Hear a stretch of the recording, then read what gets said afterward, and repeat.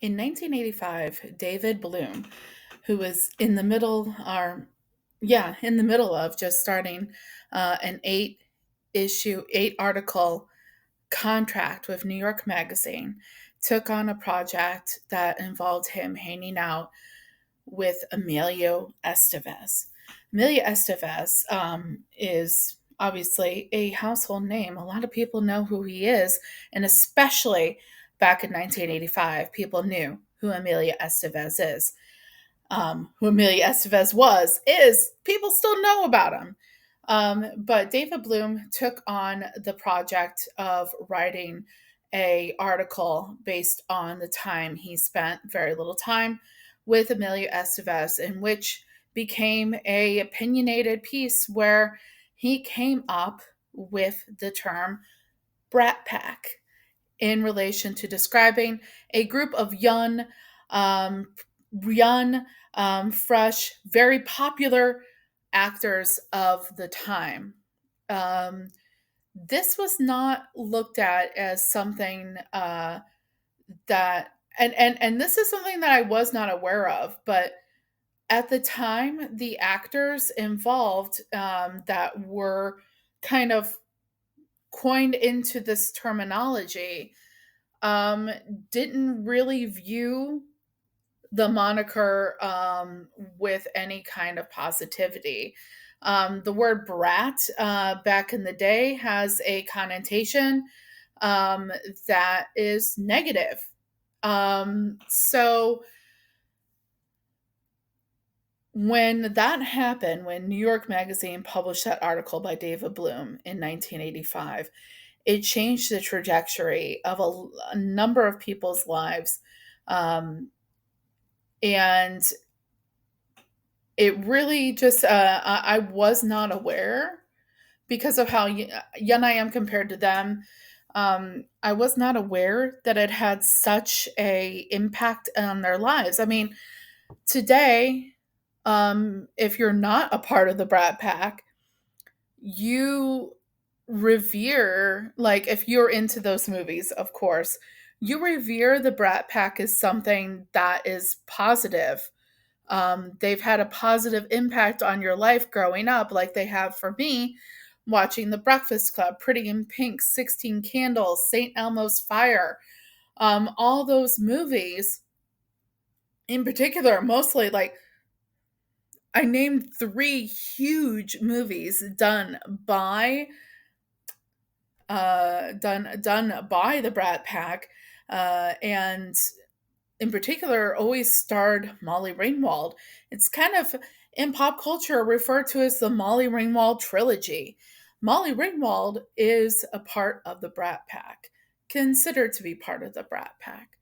Now, Hulu recently paired up with Andrew McCarthy, and they did a movie where Andrew McCarthy, who was a member of the Brat Pack, who was also in a lot of Brat Pack movies, namely, he was the main male protagonist of 16, or not 16 Candles, excuse me, Pretty in Pink. Okay. Um, and they did a documentary about him grappling and reflecting on the moniker the Brat Pack later on in life. And that movie is called Brats. And that's the subject, this really long intro of today's Super Geek Documentary Hour. I recently watched and came across this. I was not even aware that this existed until I'm like, flipping around Hulu. And I found this documentary, Brats, Brats. And it was like, hey, you know what? I love documentaries, as you know. And I decided I was going to watch this and see if I liked it enough to talk to you guys about it. And here we are today. So, obviously, today on Super Geek Documentary Hour, brought to you by the officially unofficial Geek channel, we're going to talk about Brats from Hulu. And um, yeah, so let's get into this. Okay, so Andrew McCarthy is one of those names that's synonymous with the Brat Pack. Um, just to give you a little bit more perspective, more than what I just gave you already in my intro, the Brat Pack typically includes Emilio Estevez, Anthony Michael Hall, Rob Lowe, Andrew McCarthy, Demi Moore, Judd Nelson, Molly Ringwald, and Ali Sheedy. Now, there's other people that can be kind of lumped in with that. Leah Thompson and John Cryer are two people that get kind of lumped in sometimes with that group. I have to tell you, like, when I came across this movie, this documentary, I had no idea um, that the people that are a part of the Brat Pack, some of them view the moniker as a negative thing, and that surprised me. And then I thought about it, I'm like, you know what? If I were somebody trying to make a career for myself, obviously talented, obviously popular, um, I would probably be offended too that somebody was calling me a brat. And obviously was kind of a play on the idea of the Rat Pack, and which is really interesting because there is a story that they talk about in the movie, in the documentary, when Andrew McCarthy is talking to Rob Lowe, and they're reminiscing about the time that they went to a party at a restaurant or a club or something like that, and they hung out with Liza Minnelli, and Liza Minnelli then took them back to Sammy Davis Jr.'s house, where they hung out with Sammy Davis Jr., who is infamously part of the Rat Pack.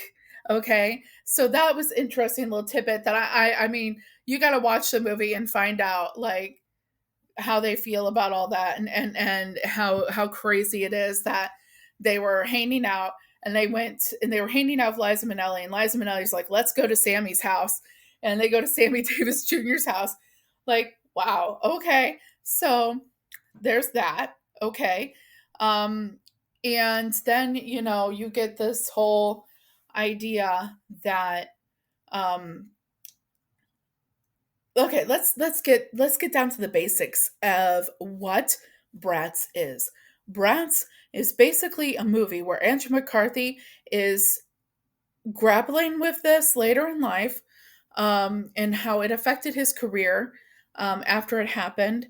And then he's kind of getting the band back together, so to speak, and not necessarily getting everyone together in one room, but going and looking up people's numbers, calling people up, and going and taking the cameras, production crew, and going and interviewing them to talk about how it affected them. And he also talks to other people. He talks to pop culture experts, people that have written about the topic. He actually goes and, guys, it's like throwdown time. He goes and he interviews David Bloom, the guy that started all of this by calling them the Brat Pack. And it's really good and really entertaining. It's you're sitting there and you're like, okay, well, who is he going to end up talking to? Let's see who he ends up talking to. Let's give you the lowdown here. Okay, so I'm going to just kind of, these are in no particular order because I want to kind of build up to something here that I think is really cool. So he talks to Leah Thompson. Okay. Yes, Leah Thompson. For those comic book fans out there, she was in Howard the Duck. She was in Some Kind of Wonderful. She was Caroline in the City. Y'all,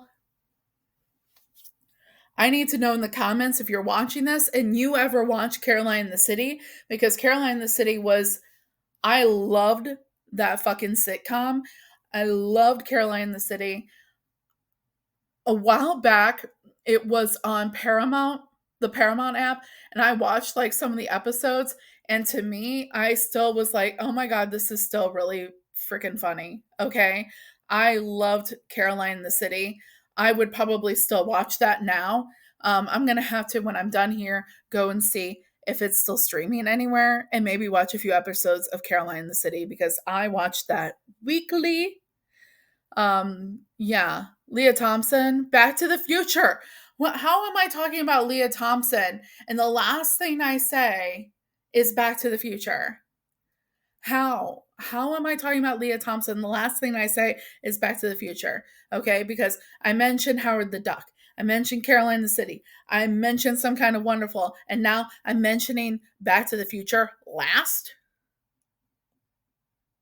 What am I doing? But anyways, so they talked to Leah Thompson. They talked to John Cryer Ducky. Ducky. Okay, Pretty in Pink Ducky. You want to tell me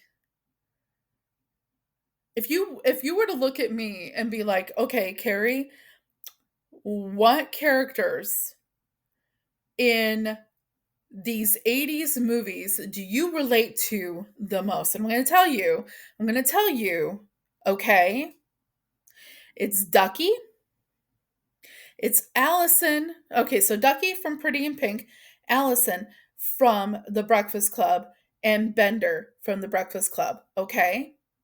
Allison was probably more of who I was outwardly, okay? But Bender's who I was inwardly, okay? Um, just keeping it real. Just keeping it real with you. That is who I was. And so, like, if you got to know me, you would see Bender.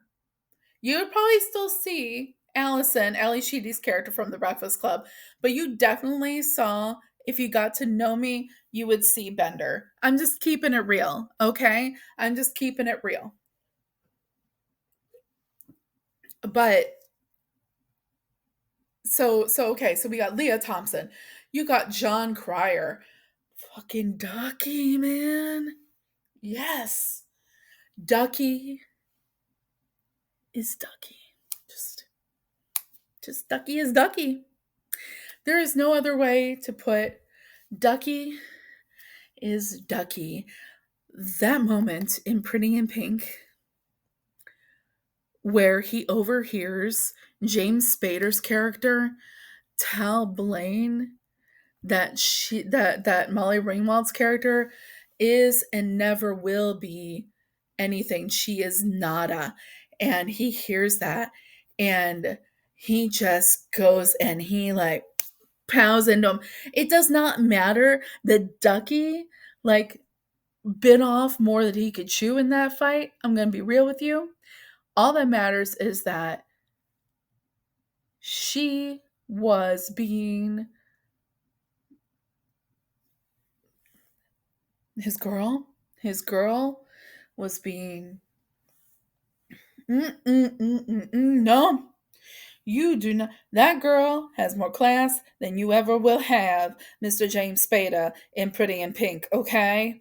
And he was like, no, you do not talk about my girl like that. And when Ducky does that, it's just like, yeah, all right. Fucking love Ducky, okay? Ducky is Ducky, all right? Now, so he talks to Leah Thompson. He talks to Ducky. Ah, Ducky. Ducky. Okay. You gotta love the Ducky. You gotta love the Duck Man, okay? All right. So he talks to Leah Thompson. He talks to Ducky. He talks to um oh Ali Sheedy. No, let's talk. He gets Demi Moore. He gets Demi Moore. Like my one of my dialects from practicing dialects is coming out, right? So he gets Demi Moore on the screen, okay? He gets Rob Lowe. Okay, Rob Lowe for me is mostly we're talking about Parks and Rec. Okay?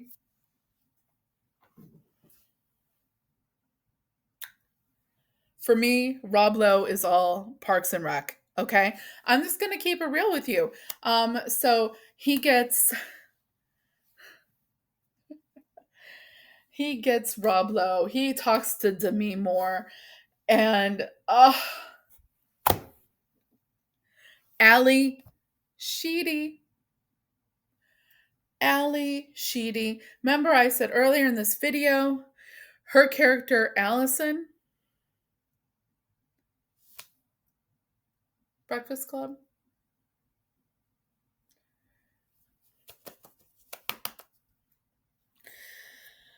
I love that character, and she talks about it in when she's talking to him, and she talks about how when she played Allison, it was like who she was in high school, and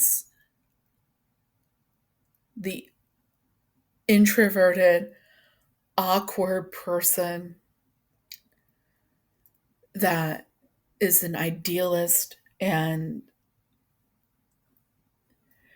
she has that iconic moment um in the Breakfast Club where she's like, they're all sitting around together. I mean, seriously, if you've never seen the Breakfast Club, just please go watch the Breakfast Club after you're done here.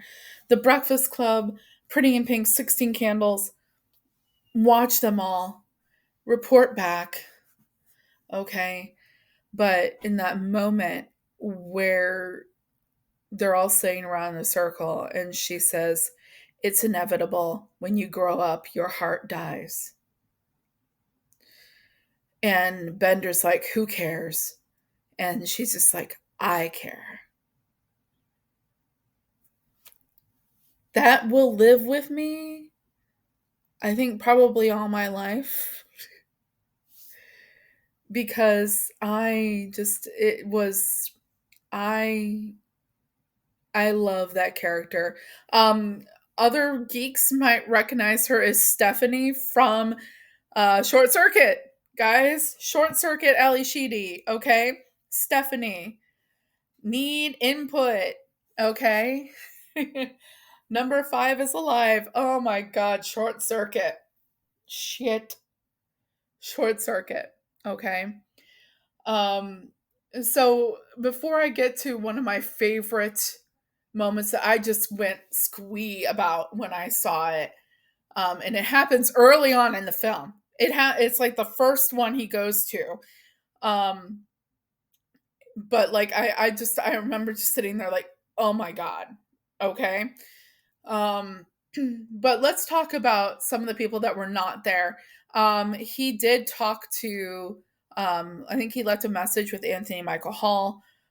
He talked to Molly Ringwald, and she's like, to her, she felt very damaged by the moniker.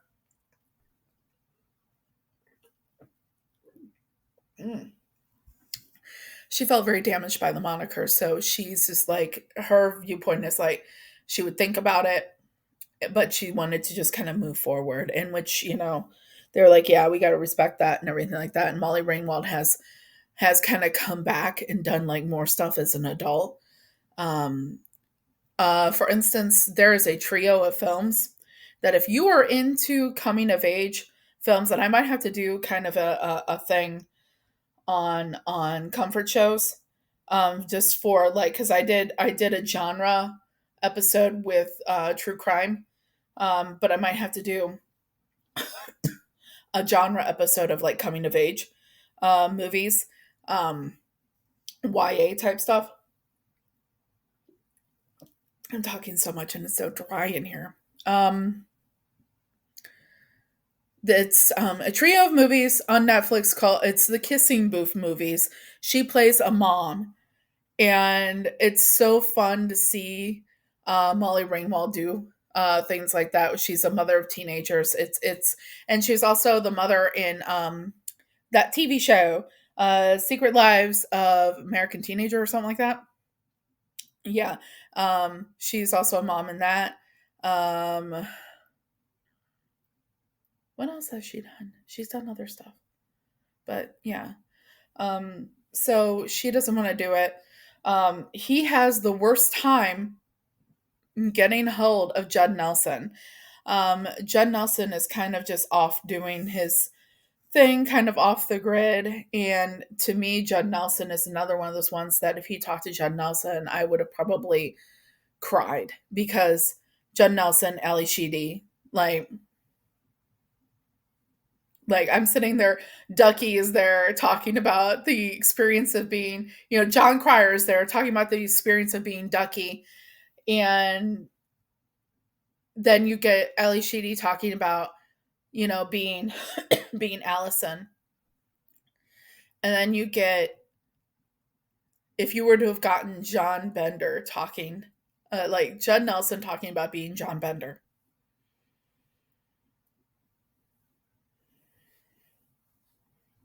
that would have been amazing to me. Um, but he has the worst time he keeps on talking about throughout the movie, that he wanted to, he was trying to, keeping on trying to get a hold of Judd Nelson. It's really interesting that he didn't want to be on camera. He didn't want to be interviewed. The way they ended the entire thing, spoiler alert, the way they ended the entire thing is the last moment, there's a phone ring. And I'm like, oh my God, is this it? Phone rings. He answers it. The last moment of the film is literally, Judd, hey, Judd? And then it's over. And I'm like, hmm. But, he's out there. Judd Nelson's out there, guys. So, um, okay. So I'm going to pause the video for a second. I'm going to take a nice, good swig of my sparkling water, and I'm going to talk to you about the thing you've probably been waiting for. Maybe not. You might not have been waiting for this, but we have to talk about him. If you looked at my thumbnail, we have to talk about him still. So hold on. Thanks, guys. I swear we've reached that point of the year where like winter can be either really damp and wet, or it can be really dry and itchy. Okay. And like I have year-round allergies. I swear to God. Like we've reached that point of the year when I just have cough drops, because even if I don't have a cold, sometimes I need it. I need it because of my allergies, and everything all around me. Let me know. Commiserate with me in the comments if you have that problem as well. Okay. But let's talk about it. The first person that Andrew McCarthy goes to see and talk to is Emilio Estevez. Emilio Estevez.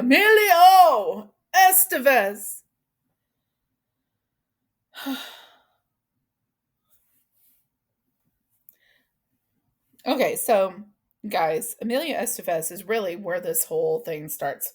David Bloom and Emilio Estevez getting together to do this thing where Emilio Estevez basically has David Bloom hanging out with them for a couple days.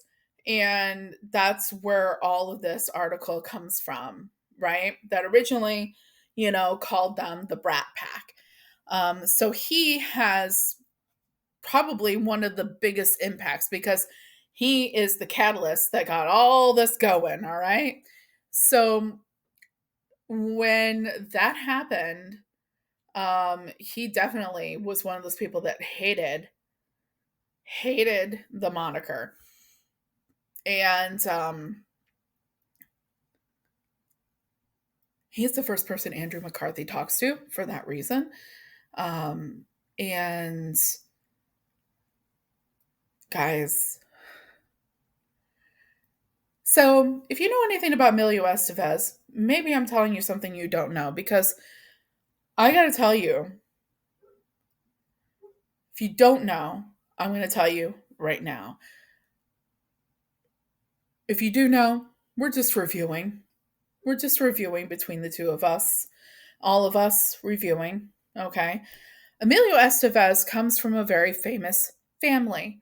Okay. So Emilio Estevez has another famous brother and a famous father.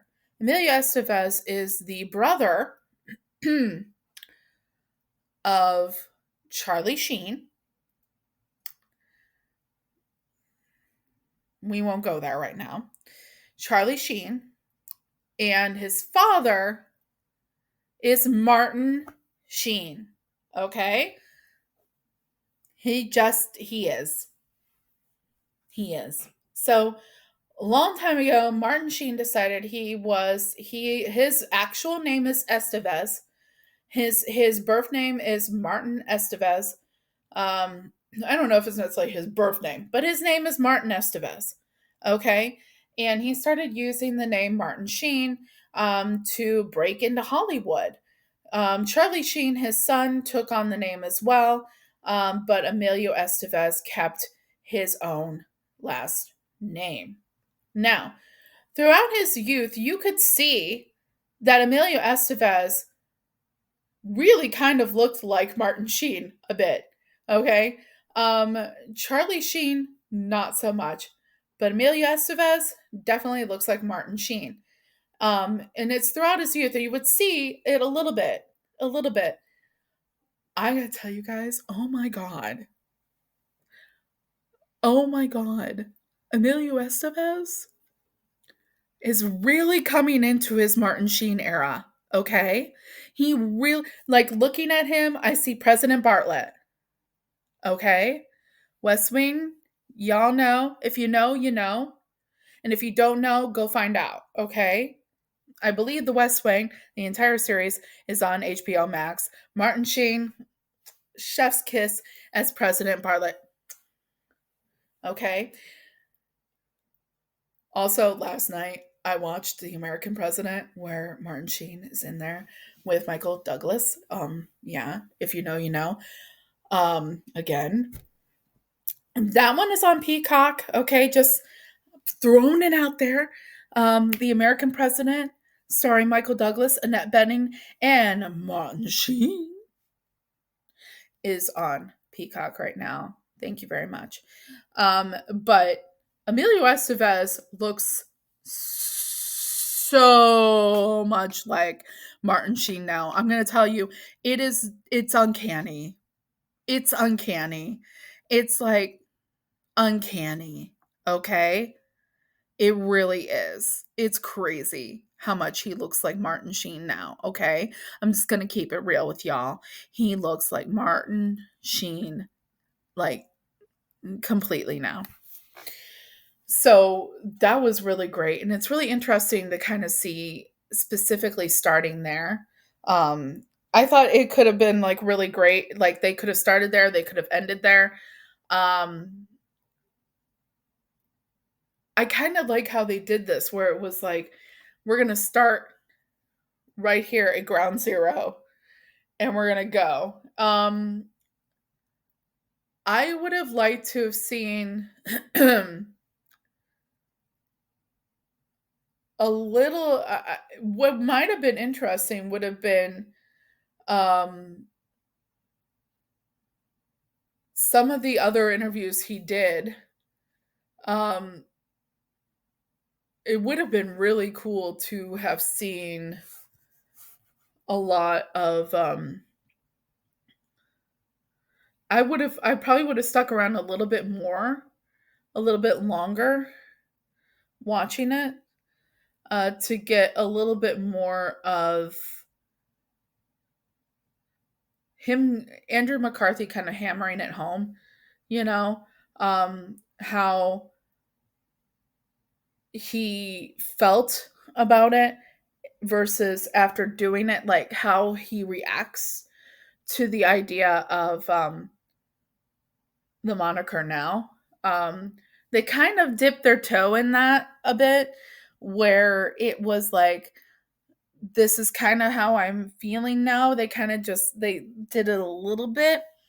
but I wanted more, I think, about how his perspective may have changed, or if it didn't, how it did not change. Maybe a little bit 50-50. Okay. Um, but I really enjoyed this. And you know what? As a person that experienced the whole situation, it's really quite interesting to see him be the person that goes out and does all this.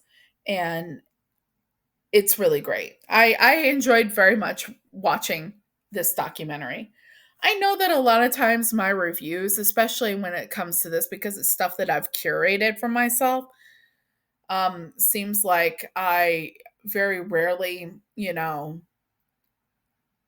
say something is bad. I mean, I'm a little bit critical here with the perspective, the ending perspective, but even so, despite that, I very much enjoyed watching Brats here on the here. We're not on Hulu. Jeez. I very much enjoyed watching Brats. It's on Hulu, like I said. You guys can check it out and let me know what you think of it in the comments.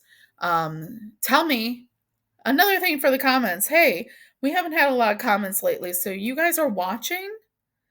Please, I want you to comment if you've watched The Breakfast Club, and I want you to tell me what member of The Breakfast Club you identify with the most. That's what I want to hear. That's what I want to see. I want you guys to like this video. I want you to subscribe the Mundo if you haven't already. And tell me in the comments, what member of the Breakfast Club did you relate to the most? And maybe if you want to, tell me about how much you love the Brat Pack, despite how they feel about the moniker. Or maybe, yeah, just tell me what you think. Tell me what you think in the comments. That's it for now. A little bit longer than last time, I think. Maybe. Not sure. Can't remember. But this is you want to check out Brats, like I said, it's on Hulu. And I think it's about an hour and a half. Let me double check. I've got some information here.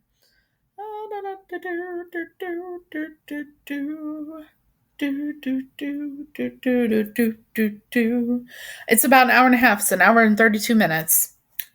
There you go. I hope you love that little whole music, by the way.